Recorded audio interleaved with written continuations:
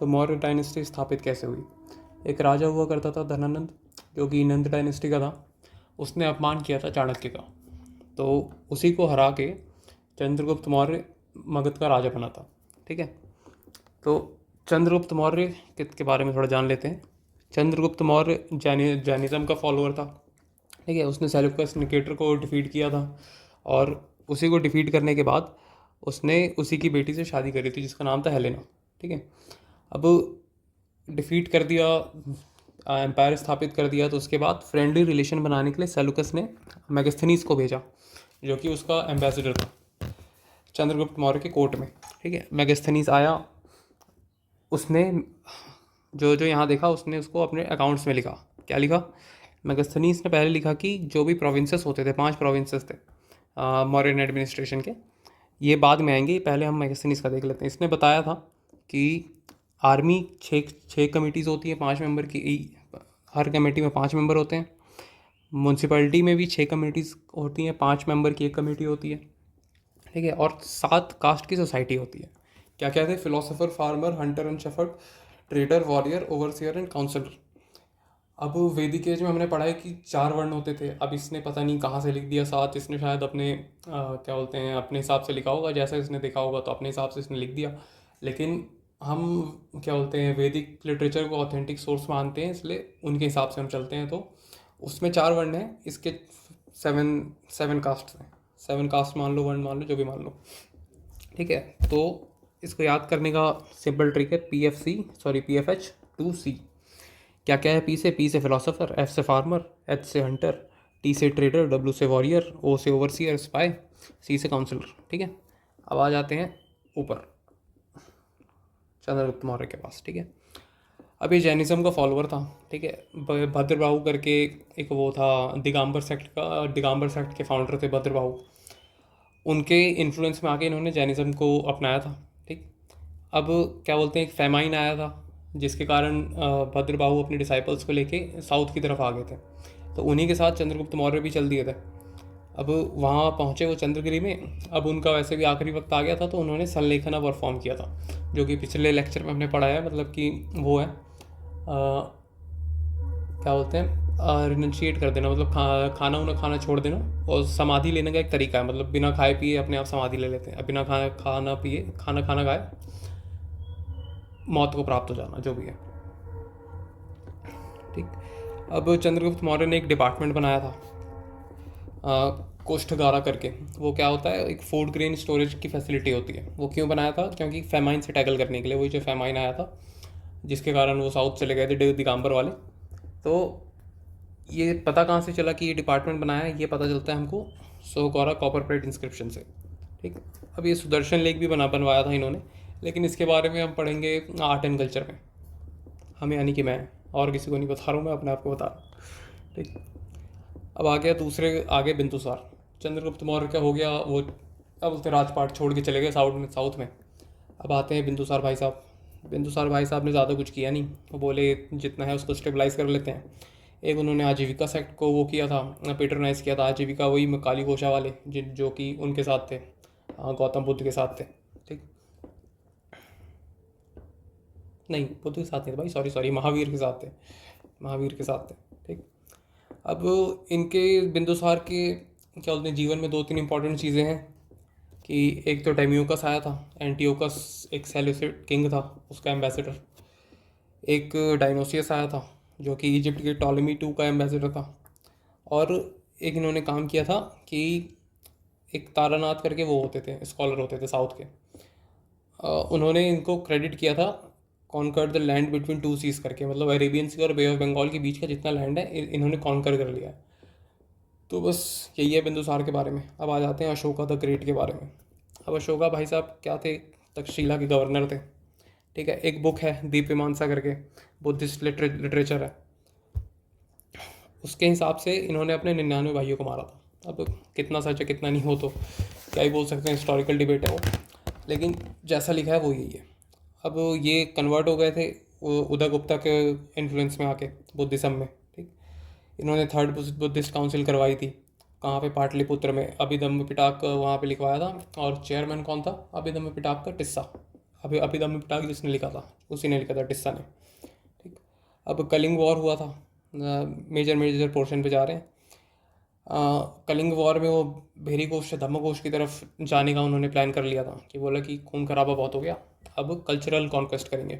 वही भेरी घोष क्या है, फिजिकल कॉन्क्वेस्ट, धम्मघोष है कल्चरल कॉन्क्वेस्ट।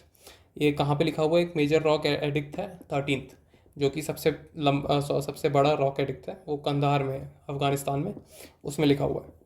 अब थोड़ी अजीब सी बात है कि कॉन्कर किया था यहाँ पे हमारे ईस्ट साइड में, उड़ीसा को, और उसके बारे में जानकारी दे रहे हैं यहाँ पे अफ़गानिस्तान में। तो मेरे हिसाब से मेरे को तो यही लगता है कि इनकी स्ट्रैटेजी थी अशोका भाई साहब की। उन्होंने बोला कि अब उड़ीसा वालों को तो पता चल गया है कि कैसा कैसा होता है मेरे खिलाफ जाने पे, तो उन्होंने सोचा कि अफ़गानियों को भी बता देते हैं। तो अफ़गानियों को बताया करते थे कि इतना बड़ा युद्ध हुआ था, हमने इतने लोगों को मार दिया, ऐसा वैसा कर दिया, मतलब जो भी था उनकी कहानी थी जो उन्होंने लिख रखा था। तो मेरे हिसाब से यही है कि इनकी एडमिनिस्ट्रेशन का तरीका था कि कोई इनके खिलाफ ना जाए। अब ये हो गया। अब कुछ रॉक एडिक्ट्स हैं ये, जैसे कि थर्ड रॉक एडिक्ट में लिखा है कि लिबर्टी टू ब्राह्मण्स, मतलब उनको लिबर्टी है अपना अपना काम करने की, लैंड लैंड ग्रांट है कि लिबर्टी है, एक मिनट चेक कर लेता हूँ। लैंड ग्रांट तो नहीं है, शायद लिबर्टी ही है। हाँ लिबर्टी है, मतलब आज़ादी है, अपना जो काम करना है करो, कोई और तो कुछ नहीं। उसके बाद उन्होंने क्या बोलते हैं, थर्ड में ही लिखा है कि क्या बोलते हैं, धम्म महामत्या की, वो लिखा हुआ है कि उन्हें धम्म महामत्या का कार्य कैसे करना है। जैसे कि युक्ता हो गया, प्रदेशिका हो गया, राजुका हो गया, ये एडमिनिस्टर्स हैं, क्या होते हैं, प्रोविंसेस के। प्रोविंसेस मतलब जो क्या होते हैं, प्रोविंसेस होते हैं ना अलग अलग, विसग्राम, ये सब उनके। तो उनको हर 5 साल में अपने एरिया में जाके धम्म का प्रचार करना है। एक सेकंड में लिखा हुआ है कि एनिमल हॉस्पिटल, सबसे इम्पॉर्टेंट, कि सेकंड रॉक एडिक्ट में लिखा हुआ है एनिमल हॉस्पिटल के बारे में। एनिमल हॉस्पिटल की, ये दुनिया का सबसे पुराना, क्या बोलते हैं, सबसे पहला एनिमल हॉस्पिटल ऐसा माना जाता है। ठीक। और उसी में सेकंड में ही इन्होंने मेंशन किया है चोलास के बारे में, पांड्यास के बारे में, सत्यपुत्रास के बारे में और केरला पुत्रास के बारे में। इन्होंने चेरा के बारे में मेंशन नहीं किया, लेकिन बोला जाता है कि ये जो केरला पुत्र हैं ये इन्हीं को ही हम चेरा के नाम से जानते हैं। तो अगर एग्ज़ाम में आता है तो अगर चेरा ऑप्शन में दिया है तो उनको सेलेक्ट नहीं करना है कि चेरा मेंशन नहीं है लेकिन केरला पुत्र मेंशन है। 12th वाले में क्या है कि ये रिलीजियस टॉलरेंस के बारे में है, और एक ऑफिसर है वुमेन वेलफेयर के बारे में, वो है महामातास बोलते हैं उनको। ठीक है, ये भी कांधार में है। राइट। अब आ जाते हैं कि एडमिनिस्ट्रेशन कैसा था। अब ये भी देख लो कि देवनाम प्रिय नाम के नाम से जाना जाता था इनको, अशोका को। अब एडमिनिस्ट्रेशन है कितने, सप्तांग, सॉरी हाँ, एडमिनिस्ट्रेशन में सब पहले कौटिल्य का वो आता है अर्थशास्त्र। उन्होंने अपने अर्थशास्त्र में एक सप्तांग की वो दी हुई है, थ्योरी बोल लो या फिर क्या बोलते हैं, कंसेप्ट बोल लो। एक सप्तांग क्या है कि 7 सबसे मेन क्या बोलते हैं वो होते हैं डिपार्टमेंट्स किसी भी राज्य के। पहला किंग, राजा, फिर उसका सेक्रेटरी, फिर जिस टेरिटरी पे वो राज करेगा, जनपद। ठीक। फिर उसका फोर्ट, दुर्ग, मतलब जो भी राज्य है उसका बोलता है कि बाउंड्रीज, वही। और फिर ट्रेजर कोष, ट्रेजरर मतलब कि वही जो हमारा ट्रेजरी, आपको पता ही है मतलब क्या होता है, जो भी होता है। ठीक है। फिर आर्मी, फिर 7th में फ्रेंड, मित्र, सेना, वही। अब यहाँ पोर्ट्स में आर्मी में इसलिए दिया हूँ कि एडमिनिस्ट्रेशन में इनके में 2 पोर्ट्स आती थी, जगह नहीं था तो मैं आर्मी में देख लिख दिया ताकि समझने में आसानी होगी। पोर्ट्स यानी कि वेस्ट, 2 पोर्ट्स हैं इनके पास, वेस्ट में और साउथ ईस्ट में। वेस्ट में थे भरूच और सुपारा, और ईस्ट में था ताम्रलिप्ति। ठीक। अब टैक्सेस थे, ट्रेजरी में टैक्सेस हैं, समझने में आसानी होगी इसीलिए। टैक्सेस कुछ थे इतने सारे, ज़्यादा नहीं है, मतलब ठीक ही है, कम ही है, थोड़ा छोटा कर दे। तो पहला हो गया हिरण्य, जो कि गोल्ड टैक्स होता था। फिर प्रणय, इमरजेंसी टैक्स। फिर पिंडारका, ये क्या था, टैक्स, पिंडार, हाँ, टैक्स पेड इन थिंग्स यानी कि सामान में जो आप टैक्स देते थे।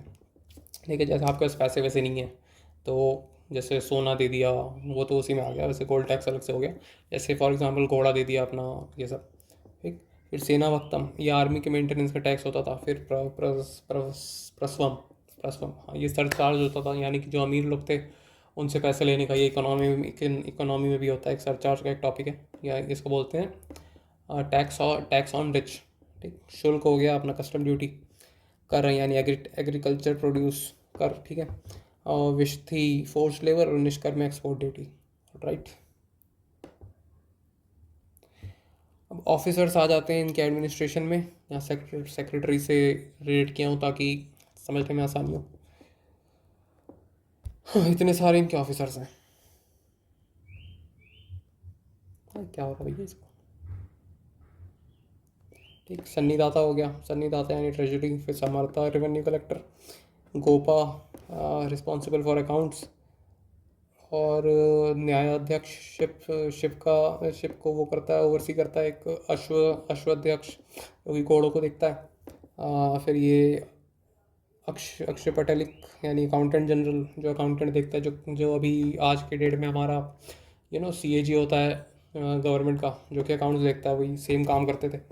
फिर सीता अध्यक्ष एग्रीकल्चर के लिए, और समस्त अध्यक्ष मार्केट के लिए, न्याय अध्यक्ष शिप्स के लिए तो हो गया, अश्वाध्यक्ष भी हो गया, शुल्क अध्यक्ष टोल टैक्स, और धम्म महामत थे, तो पता ही है, धम्म का प्रचार करते थे। और कुछ रह गया इसमें अकॉर्डिंग टू ना, 5 प्रोविंसेस अशोका के टाइम के थे, 5 प्रोविंसेस। एक था प्रचपथ, जिनको ईस्ट बोला जाता था, ईस्ट में था तोशाली। एक था अवंतीरथ वेस्ट का, उज्जैन, ठीक। ऐसे उज्जैन बीच में आता है लेकिन फिर भी उसके हिसाब से वेस्ट था। उत्तर पथ हो गया, नॉर्थ में तक्षशिला थी। दक्षिण पथ साउथ में था स्वर्णगिरी, वहीं स्वर्णगिरी उड़ीसा में था, नहीं कहीं भी था, ठीक है। साउथ में था स्वर्णगिरी। और एक था प्रची पाटलिपुत्र, जो कि सेंटर था, मेन सेंटर था मौर्य पूरे एम्पायर का, मौर्यन डायनेस्टी का। और तो कुछ रह नहीं गया, ठीक है। बाकी ये तो मैंने ऊपर अपना लिख रखा है, पूरा बनाया हुआ है। ये आज मॉडर्न एडमिनिस्ट्रेशन कर रहे थे, आज मैंने वो पढ़ा था, तो मैं सोचा इसका रिवीजन कर लेते हैं आज, ठीक। अब लिखा हुआ था तो मैंने दोबारा लिखा नहीं, क्योंकि क्या ही मतलब है दोबारा लिख के, इसी से रिवीजन कर लिया। ऑलराइट।